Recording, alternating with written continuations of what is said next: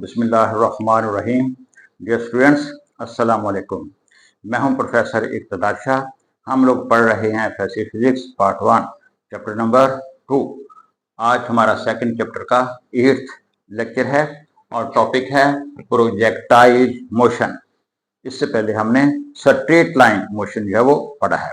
Projectile motion, जब किसी body को फजा के अंदर इस तरह से फेंके कि ये हॉरिजॉन्टल डिस्टेंस भी कवर करे और वर्टिकल डिस्टेंस भी कवर करे under the action of gravity, तो इस किस्म की मोशन को प्रोजेक्टाइल मोशन का नाम देंगे।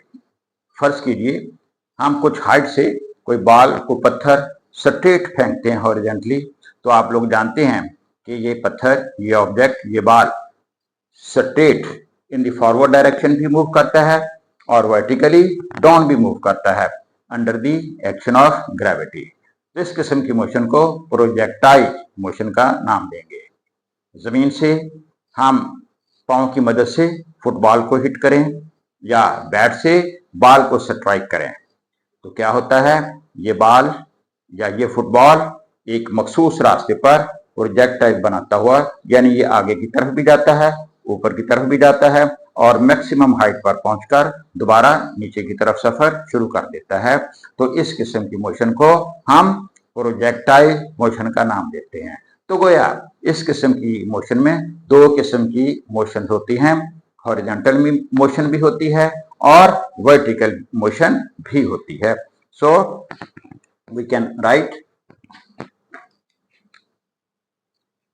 when a body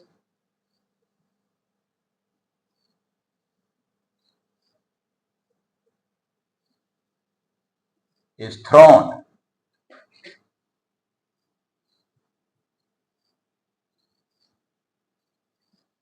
in space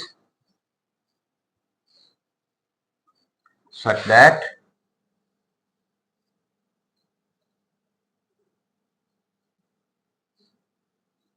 it moves horizontally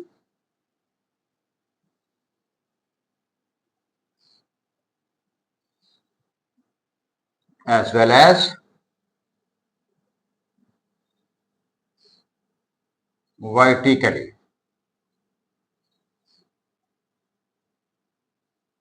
under the action of gravity. Under the action of gravity.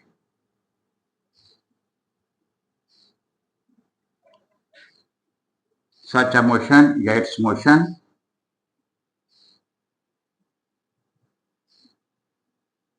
is called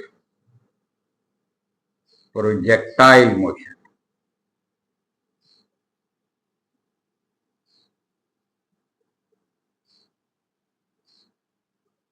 For example, a ball thrown horizontally, एक ball को हॉरिजॉन्टली फेंकें from a certain height, कुछ बुलंदी से।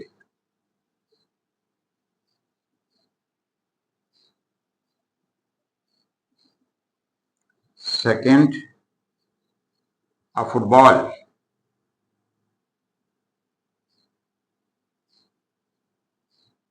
kicked by a player. A football kicked by a player. इस किस्म की motion को हम प्रोजेक्टाइल मोशन का देते हैं, प्रोजेक्टाइल मोशन कहते हैं। तो गोया इस किस्म की मोशन में दो किस्म की मोशन होती हैं, एक हॉरिजॉन्टल मोशन और दूसरा वर्टिकल मोशन। तो गोया it may be defined as it is a two dimensional motion under the action of gravity. तो डेफिनेशन आपकी, आप इसकी डेफिनेशन कुछ इस तरह से लिखेंगे, it is a two-dimensional motion. Two-dimensional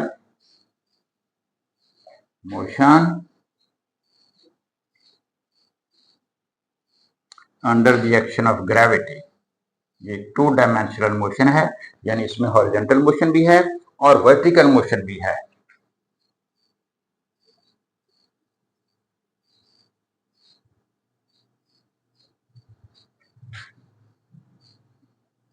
It is a 2-dimensional motion under the action of gravity। कौन कौन सी? Horizontal motion.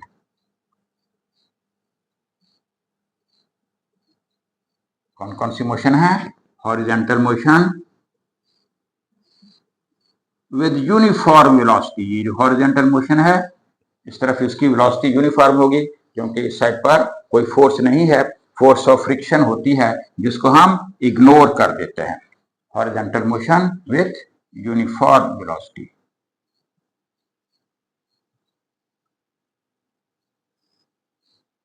Horizontal uniform motion है। और दूसरी किस्म की कौन सी मोशन है? Vertical motion under the action of gravity. दूसरी कौन सी मोशन है? Vertical motion under the action of gravity.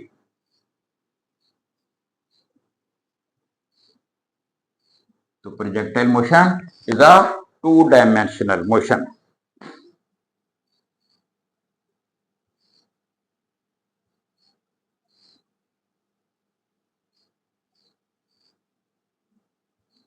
इसकी simple definition, it is a two dimensional motion under the action of gravity.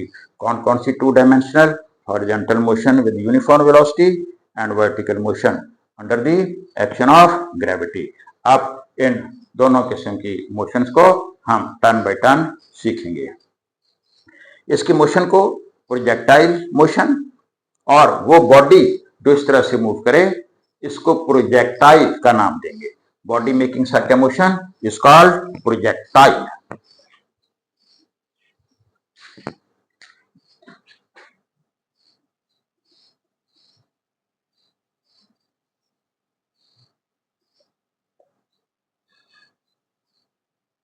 वो ऑब्जेक्ट जो प्रोजेक्टाइल मोशन बनाए उसे प्रोजेक्टाइल कहेंगे।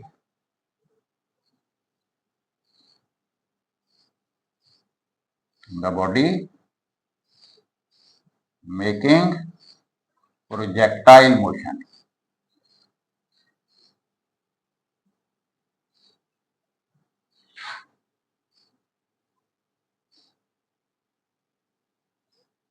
Is called a projectile. वो बॉडी जो इस किस्म की मोशन बनाए उसे प्रोजेक्टाइल मोशन, और जिस किस्म का रास्ता ये फॉलो करे उसे ट्रैजेक्टरी कहेंगे।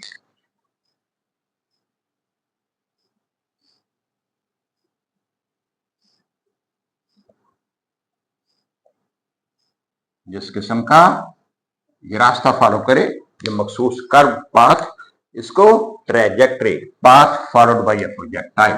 Trajectory means path followed by a projectile। Projectile जिस रास्ते पर जाए उसे trajectory. A ball thrown is one when a ball is thrown from certain height।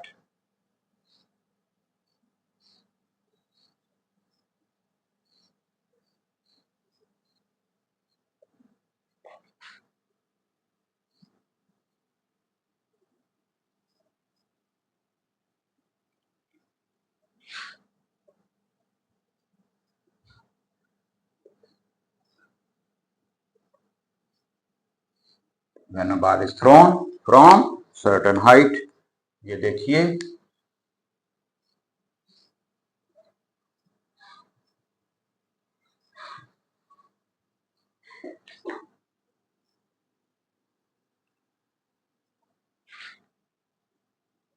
यहां से इसको इस तरह से इनिशियल वेलोसिटी vx के साथ हॉरिजॉन्टली फेंका गया है, and it will move like this.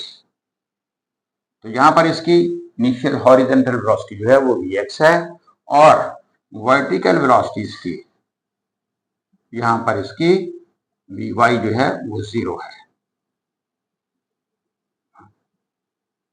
और ऊपर से नीचे आते हुए इसका एक्सेलरेशन g है ay और इस साइड पर हॉरिजॉन्टल डायरेक्शन में इसका कोई एक्सेलरेशन नहीं है। ठीक है ना। So this is a 2 dimensional motion under the action of gravity. अब हम देखेंगे कि यहां तक पहुंचते पहुंचते या यहां से कुछ अरसा गुजरने के बाद ये कितना हॉरिजॉन्टल डिस्टेंस कवर करेगा और कितना वर्टिकल डिस्टेंस कवर करेगा।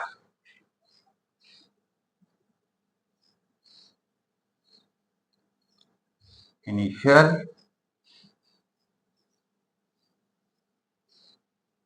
horizontal velocity, this is equal to vx, क्योंकि साइड पर कोई एक्सेलरेशन नहीं है, no acceleration, no acceleration in horizontal direction.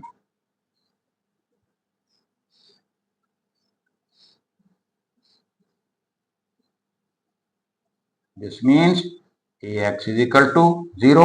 Force of friction इसको नजरअंदाज कर देते हैं। फोर्स ऑफ फ्रिक्शन इसको क्या करते हैं, is ignored. Force of friction को हम नजरअंदाज कर देते हैं। So distance covered by a projectile in x direction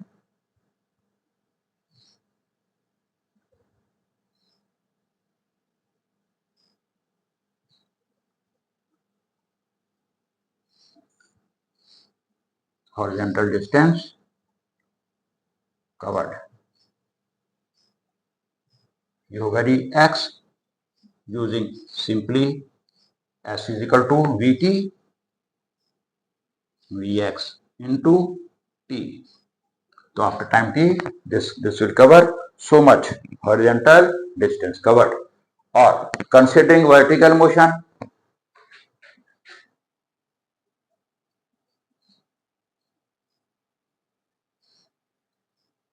considering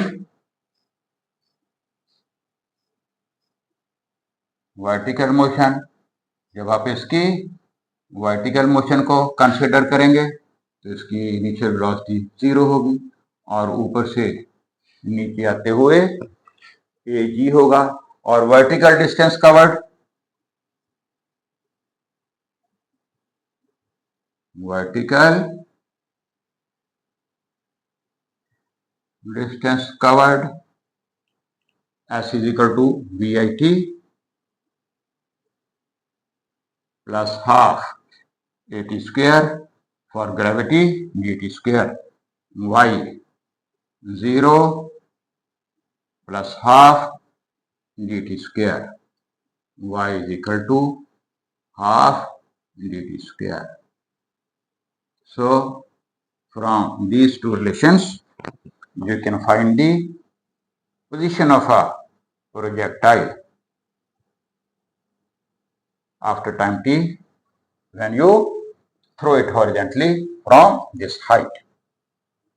इतनी हाइट से ये जो ये height is equal to y हमने इसको कहा है, इतनी हाइट से फेंकेंगे तो आफ्टर टाइम t इसको हॉरिजॉन्टल डिस्टेंस कवर्ड इतना होगा, इस तरफ इतना जाएगा और वर्टिकल डिस्टेंस कवर्ड इतना होगा।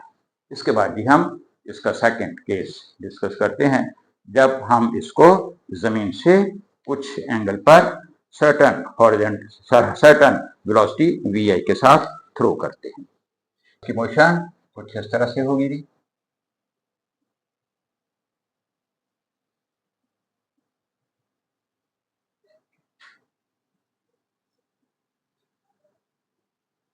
यहां से हमने इसे इनिशियल वेलोसिटी vi के साथ थ्रो करना है और इस तरह से ये मूव करता हुआ जाएगा। यहाँ पर इसकी इनिशियल वेलोसिटी vi है।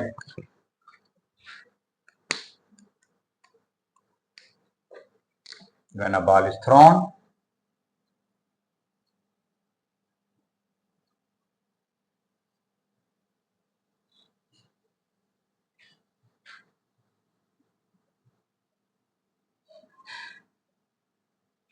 in space at some angle theta with the horizon.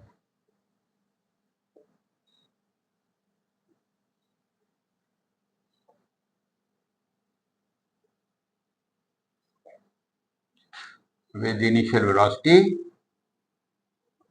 vi, जब किसी बॉल को हॉरिजॉन्टली आप फेंकें इनिशियल वेलोसिटी vi के साथ।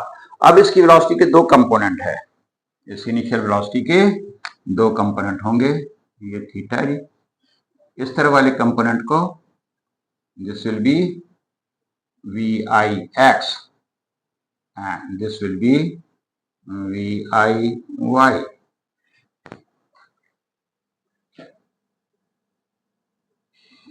Its initial velocity will have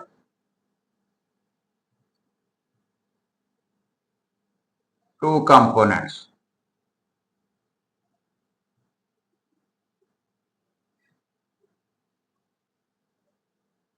Horizontal component of velocity. Number one, horizontal component of velocity.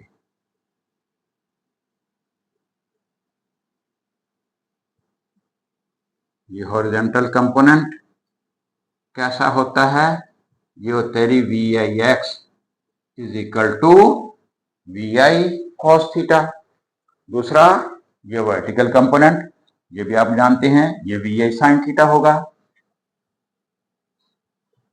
Second vertical component,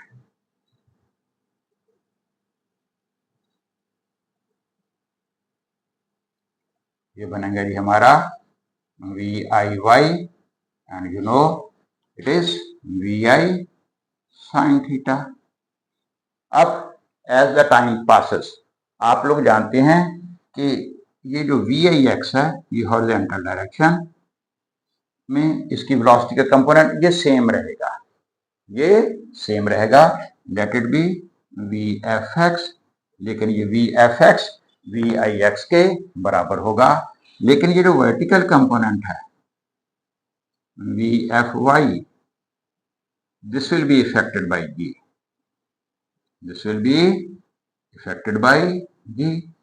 यहां पर पहुंचकर ये सारे का सारा कंपोनेंट vx ही हो जाएगा और यहां पर इसकी vfy जो है वो 0 होगी और उसके बाद इसका नीचे का सफर शुरू हो जाएगा।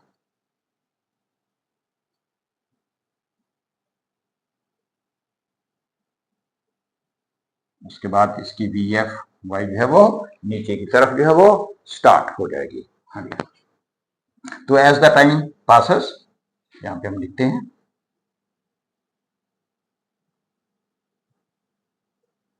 यहां पर पहुंच के भी इसकी वेलोसिटी ये जो vfx है ये vix के बराबर ही होगी और vfy ये हमें निकालनी पड़ेगी। हाँ जी, एज द टाइम पासेस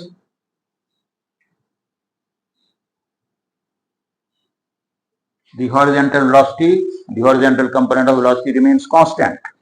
जो न वक्त गुजरता है the horizontal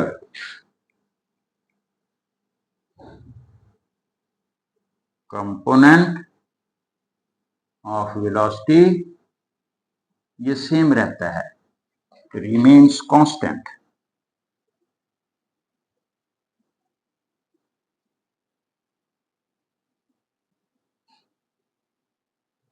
इसका मतलब ये जो वी एफ एक्स है ये वी आई एक्स के बराबर ही होगा, जो कि वी आई कॉस थीटा ही रहेगा। We F x that will remain vi cos theta, but the vertical component is affected by g.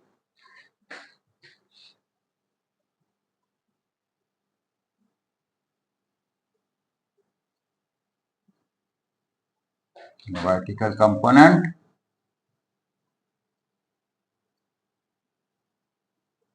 is affected by force of gravity.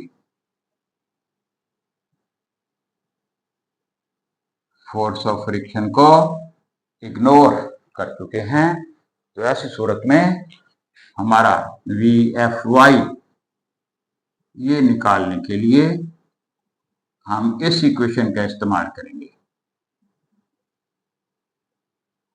तो यहां पर V F Y V I Y A ऊपर की तरफ जाते हुए minus we T, ठीक है नहीं, and this will be V I sine theta minus G T. ये हमारा वर्टिकल कंपोनेंट बनेगा। V I X V F X के बराबर, वी एफ एक्स भी हमने निकाल लिया और वी एफ वाई भी हमने निकाल लिया। तो magnitude of the velocity, final velocity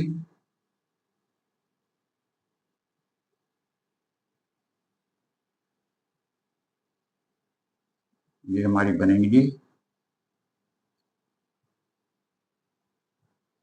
we F X square plus V F Y square. Book में यहीं तक है, आप इनकी वैल्यूज भी लिख सकते हैं। V I cos theta square plus V I sine theta minus G T का square and whole under root. This is the magnitude of velocity after time t from projection of the projectile. Projectile को यहां से फेंकने के कुछ अर्सा बाद ये projectile की वेलोसिटी कितनी होगी, ये वेलोसिटी की मैग्नीट्यूड और फॉर डायरेक्शन वही पुराना टेन वाला फार्मूला इस्तेमाल करेंगे।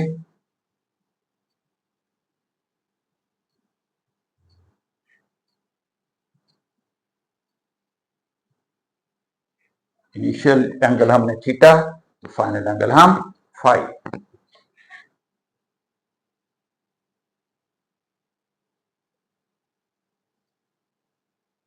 और phi tan inverse V F Y over v f x. In this way we can find magnitude and direction of final velocity. तो इसके साथ ही हमारा ये टॉपिक एंड होता है। ये प्रोजेक्टाइल से रिलेटेड अभी कुछ चीजें बाकी हैं, तो वो इंशाल्लाह नेक्स्ट वीडियो के अंदर हम उसको डिस्कस करेंगे। इसके साथ ही मुझे इजाजत दीजिए। खुदा हाफिज।